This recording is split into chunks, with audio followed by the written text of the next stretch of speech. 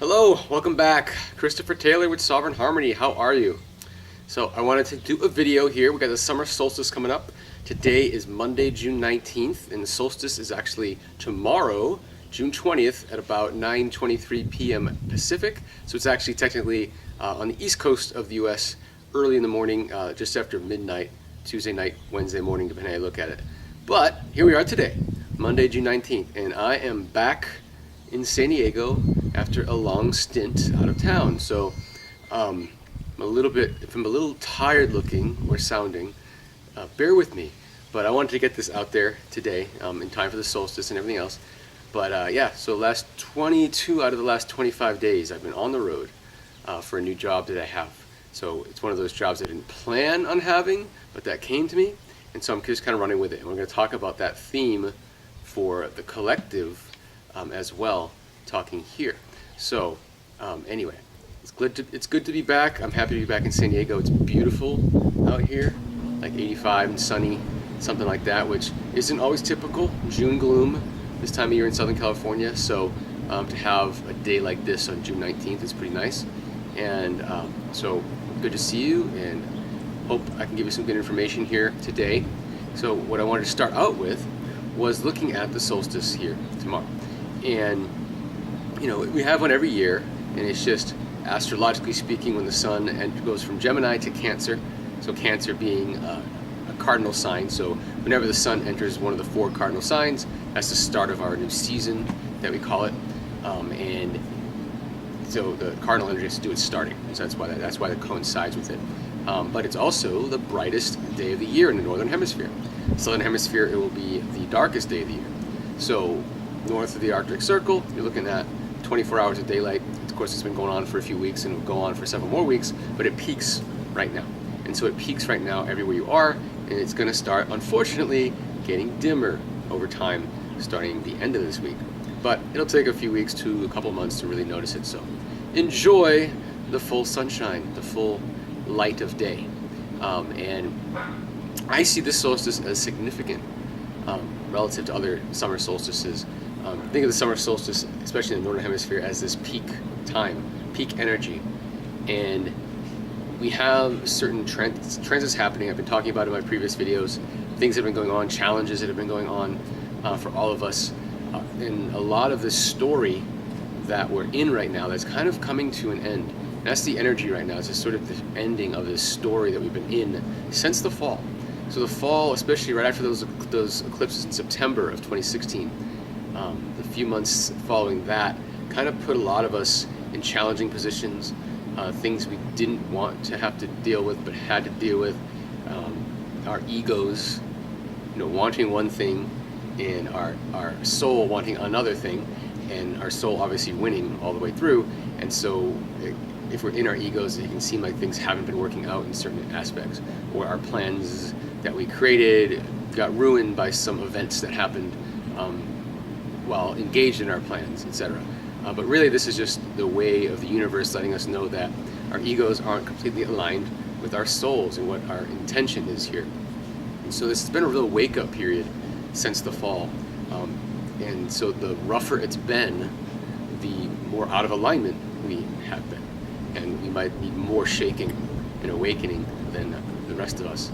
I myself have needed a lot of shaking and awakening, apparently.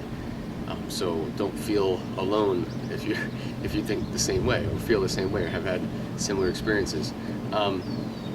But this solstice seems to be this transitioning point where we're finishing up a lot of this stuff. I mean, I talked about the nodes, the moon's nodes. They were in Virgo and Pisces starting in the fall of 2015 all the way up until here in early May of 2017, and how it was a very karmic time, purging karma through doing the work, and that kind of thing.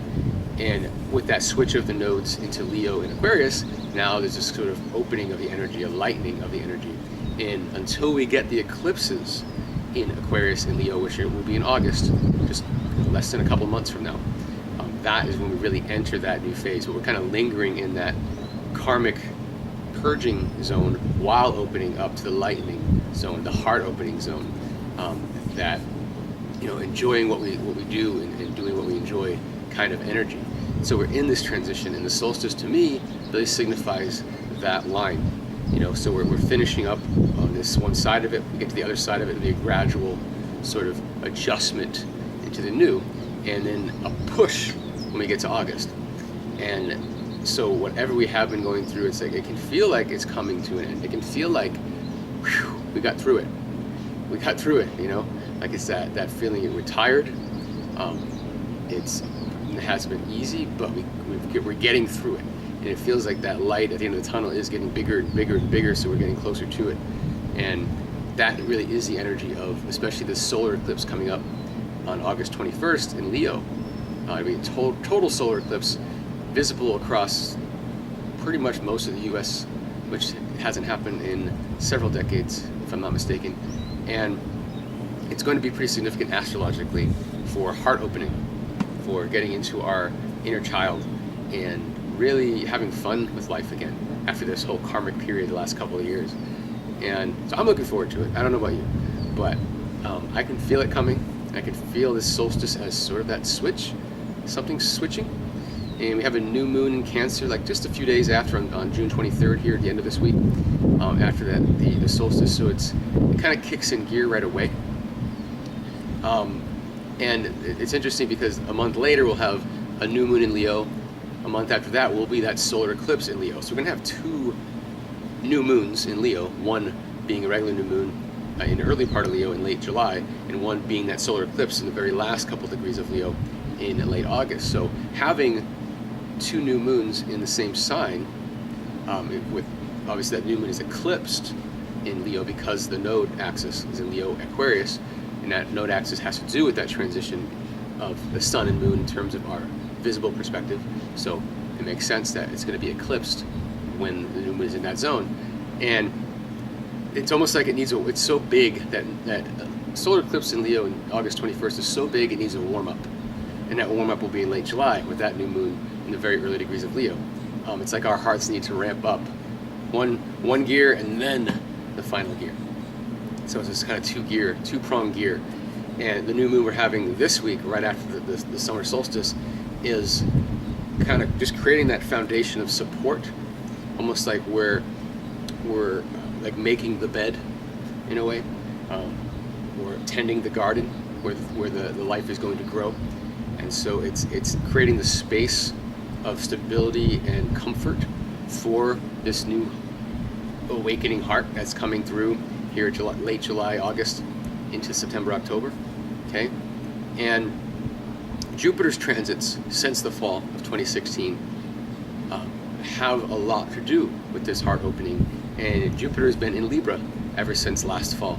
So September of 2016, Jupiter entered Libra, and so it's been a time of recognizing where we need improvement in our relationships, recognizing, how we might neglect ourselves in relationship to others, and really learning how to anchor our sovereign selves when interacting with others in all types of relationships, okay? And just giving ourselves permission to exist as we are, okay? And the Venus retrograde that occurred here in the spring, this was March 4th to April 15th, with the shadow, again, starting in like late January, early February, all the way until May, mid to late May. It was May 18th, 19th, something like that. And again, that was a time period of getting in touch with all that vulnerability, all that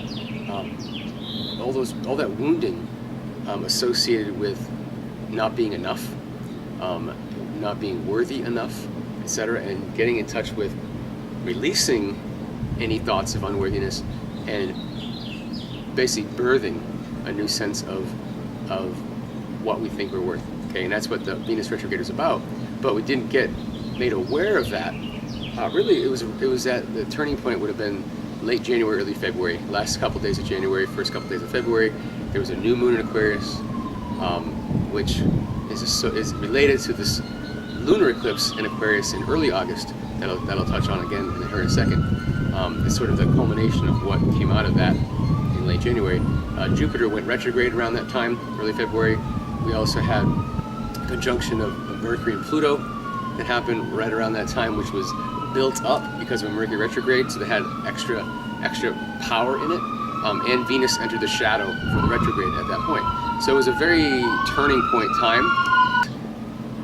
Where was I? Yeah. So going back to the Jupiter transits though. So Jupiter started in Libra. When it's in the early part of Libra, it's introducing us to what needs improvement. It's giving us opportunities to have relationships that we think initially are great or expansive in improvements, only to find out that they just reveal the depths of the karmic release we need to address. And with the nodes still in Pisces Virgo at that time, fall of 2016, that's really what the theme was about. And Jupiter made aspects with Neptune in Pisces, with Pluto in Capricorn, Uranus in Aries, and Saturn in Sagittarius. So all 4 outer planets that are further from the Earth than Jupiter, they made aspects to. So this is some major shifts internally and externally in the world. But I just feel like focusing more internally for this reading, this video here. Anyway, but when we were introduced to all these aspects, and we're still in these aspects, and they'll end here late July through September, so this July, August, September time period. And so when we entered it, we were in a more karmic phase of being introduced to what needs improvement in our relationships, and most of that having to do with neglect of self and things like that. The Venus retrograde helped us recognize and make adjustments to that, so we can come out of that birthing a new sense of self here in May. And now that we're in June, July, August, September, this time frame now, we're kind of in this transition. We hit the solstice. Now we're on the other side of it.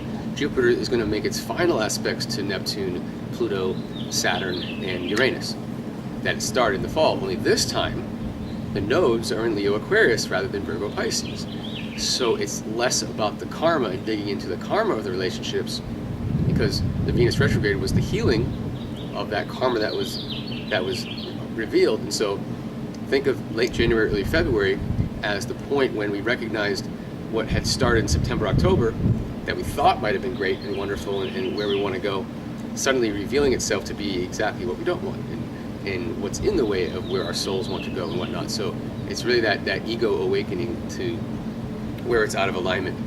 And that began that phase, that Venus retrograde phase of facing the vulnerability of reality, facing the vulnerability of the reality of what we truly want, what we truly desire for ourselves, and how we put ourselves in the world based on that, and not what our egos think we need to have, and our egos want to put in our place, and how our egos want our lives to look in order for us to be okay.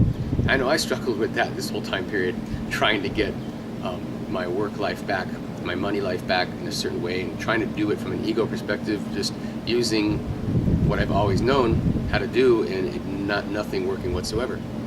And it's only when I surrendered to what was available to me that I didn't expect that opened things up. And there's still things that from a logical perspective don't line up with what I want to produce, what I want to create in my creative life and whatnot. But I'm still letting it ride, letting that wave ride. I think a lot of us are there right now. And so it was sort of the fall, that sense that we were, the false sense that we were starting something new, this new path or whatever. The late January, late February, waking us up a bit, and spending a few months here, February, March, April into May, really getting deep into our souls to figure out what we really want, what we really value, who we really are, what really aligns with who we are, and then allowing what comes in here to support us and to show us the way. And now that we crossed the solstice point, now we have Jupiter finishing up all this stuff here, July, August, September. So this is where the real improvements happen in our relationships, because of the improvements that happen within. Okay, so all this growth opportunity in our connections, and what's going to help us produce and work with what we want to work with in the world, it's happening as a result of all this work we've been doing. Okay, and so we're really finishing up the karmic aspect of that, and we're entering the joy aspect of it. In that joy aspect, we can't really experience our hearts until they've been wide open. And this vulnerability during the Venus retrograde ripped us wide open. And so we're going to be able to enjoy diving into our work, diving into associations and connections that we just couldn't have done prior, and that we'll fully appreciate now because of what we had to process and face, face the reality of in many ways. And so I see, like I mentioned before, it's like this new moon here right after the solstice lays the foundation. The new moon in late July is the warm-up Leo new moon for that Leo eclipse that comes in late August. So when you have one rung of opening, or one gear shifting, before that big gear opens up in late August, and in between that we have that full moon lunar eclipse in Aquarius, which I mentioned previously is related to the new moon in Aquarius back in late January, which was that transition, that shift period. So something very significant happened at that point in our inner awareness of the separation between our egos and our souls, in how our lives look, and many disruptions happened to us at that time. Things we didn't expect, things that changed our plans, or forced us to change the plans that we had, our egos had in mind, and forced us to get in line with our hearts in a lot of ways, and to just take that journey on our own and ride that wave to figure it out from that point. And a lot of us went kicking and screaming, saying, "Come on, I thought this is what was supposed to happen, and this is how it was supposed to be," and it didn't. And this lunar eclipse in early August really is the culmination of that realization. So it's the realization, the work, the depth, the acceptance. That's the phase we're in now, is sort of this acceptance phase, is riding with it. And this is what's opening up now, opening up the opportunity for joy. And that's what the August period is about. It's the surrender, if you want to put it that way. We're in the acceptance now, and then it's rolling into surrender. And that surrender is what's going to yield the joy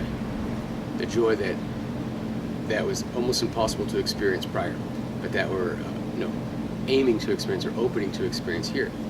And I don't know why this analogy comes to me, but when I started thinking about this, in fact, I flew in this morning, just Northern California. I was in Santa Cruz for the last 11 days or so. It was kind of a lot of work and a lot of partying. I work with some younger people. I try to keep up, but wasn't a lot of sleep. It was fun. It was good. It was productive, and it was fun.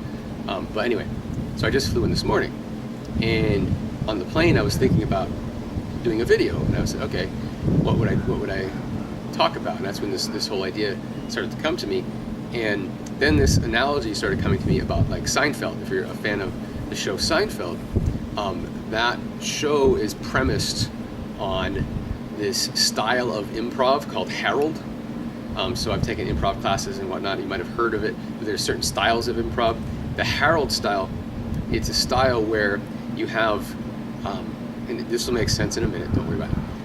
You have different themes, scenarios that are completely unrelated to each other, that pop up, and just kind of roll with it. And the art of the Herald style of improv is having them merge and intertwine in the end. So having that issue over here that had nothing to do with the thing over here somehow connect to each other. And if you ever watch Seinfeld, it's actually based on Herald style improv. And so every episode in Seinfeld, they have the four main characters. You have George, Jerry, Elaine, and Kramer. And in every case, there's like a different theme of life happening for each one of those characters, in unexpectedly or in comical ways. In the end, they kind of intertwine. So what was happening over here for Jerry somehow affects what was happening over here with George, and vice versa, or whatever it was. And so it's that style of comedy that Seinfeld was actually based on. This is not, and I've seen something on this, so this is not just my observation of it. It was actually the intention of the Seinfeld show, was that style of improv. But how does that relate to what we're talking about? So since the fall of 2016, since about September, we've had several themes of our lives. The money theme, the relationship theme, the living place, where you live theme, you name the theme, things started popping up and challenging us.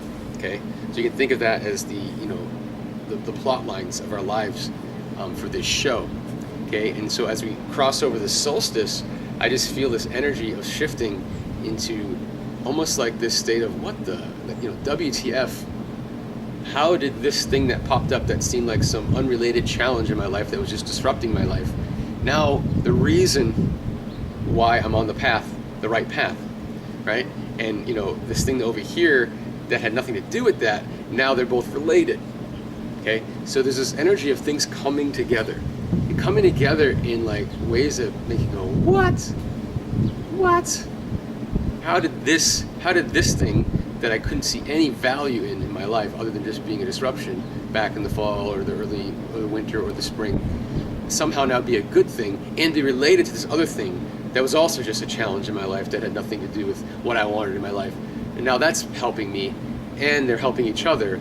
And if I didn't have both of them, I wouldn't be experiencing what I have now. And so it's all very vague. But think of that energy. Think of it like, instead of just trying to forget what's happened these last 9-10 months or whatever, try to think of everything that's happened as, and we always hear it all the time, happening for a reason. And when we get into August, September, October, that time frame, I just feel like it's the end of the Seinfeld episode. It's the end of that Harold improv session where all the things that just seemed like random acts of disruption and disappointment and whatever you want to call it, somehow being the silver lining in aligning, I'll call it the silver aligning of ourselves on our path rather than in some distractions of the ego. So that's what it feels like. If I'm just going into it intuitively, it feels that way. And right now it feels like the stillness. It's like it's been all this blah, and we're in this stillness zone right with the solstice. And then I don't see any, major shift that is so noticeable here in the next couple of weeks at all. I see it just click, an opening, a slight foundation forming. And then as you roll, and then it'll start building, we roll into July, and here's that first pulse. And then August is like the big pulse. And then that just unravels everything September, October. Okay, because at that time, October 10th, Jupiter enters Scorpio. And so now we dive deep. So it's an expansion of the ability to get a little deeper. And I don't want to go too much into that too far ahead. And I'll probably come back before the eclipses themselves to talk about that again.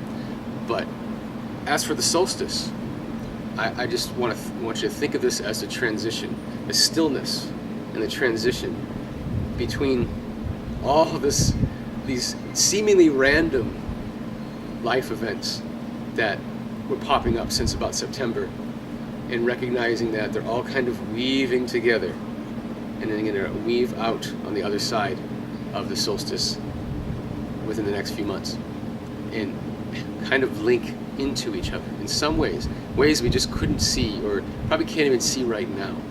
And it's all due to our ability to come into the awareness of our disalignment or unalignment in late January, early February. The work we've done February, March, April, May to get really into the reality of our vulnerability and what we needed to release in order to get into our hearts, because our hearts were blocked before that point. We didn't even know it. We had no idea our hearts were blocked until the opening that happened in late January, early February that then led to the period of February, March, April, May, bringing us face to face with the vulnerability that has prevented our hearts from opening.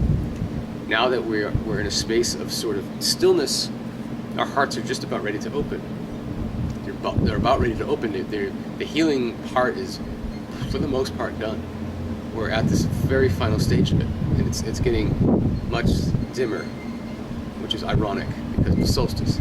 But it isn't ironic when you think about it, because it's the darkness getting dimmer and the brightness getting brighter. And that is really where we're at right now. And I think we're going to start feeling this shift in the next few weeks, and certainly in the next few months. We'll start experiencing it and having that kind of wow, WTF moment of recognizing how all these little themes are coming together and helping each other. And had we been successful in blocking those things out of our lives, which we wanted to do, we've been wanting to block these things out of our lives on an ego level. I don't want that. No, I don't want that. No, I don't want that. Let's get this out of my life so I can fix it and I can get this aligned. And when we come to this place of acceptance and allowing that to be what, it is what it is, Call a spade a spade. It's part of my life. It's the truth of my heart. It's the truth of my feelings. It's the truth of, you know, what I desire, and just allowing it to be, and not having to do anything about it necessarily, but just allowing it to be. And life is going to then respond to our acceptance by pouring in the results of that. So anyway, that's all I have for the solstice. It's a lot, though. I think it felt very, very strong, not heavy strong, but just strong, like strong information that needed to be heard. So you can thank the friendly skies. As I was flying down California, the coast of California this morning, for inspiring this video. And I wanted to, so I am going to be going out of town again. So this job is, you know, it's a little challenging on my body a little bit, but I do what I can to stay eating healthy, getting rest, getting exercise, etc. And I'm doing pretty good at it.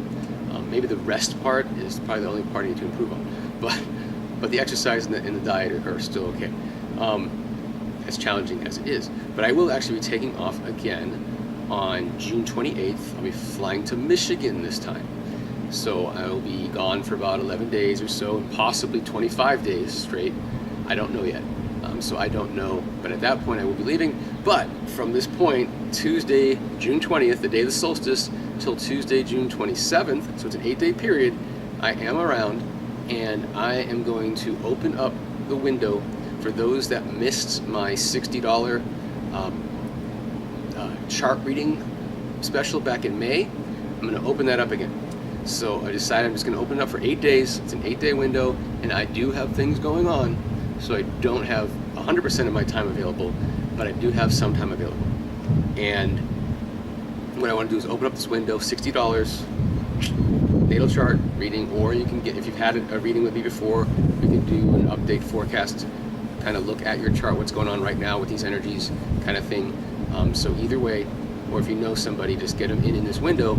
If I can't schedule it within June 20th to June 27th, it's just not going to happen. Not because I don't want to, but I'm just not going to be available. My hours when I am working, I'm number one out of town, and I literally work all day, morning till night, 10 days straight. So I don't have time to do readings. So I am definitely open though for this 8-day window. So June 20th to June 27th, that's Tuesday to Tuesday. Any one of those 8 days, if I can work with you on a time by phone, by Skype, or in person if you're in San Diego, then let's do it.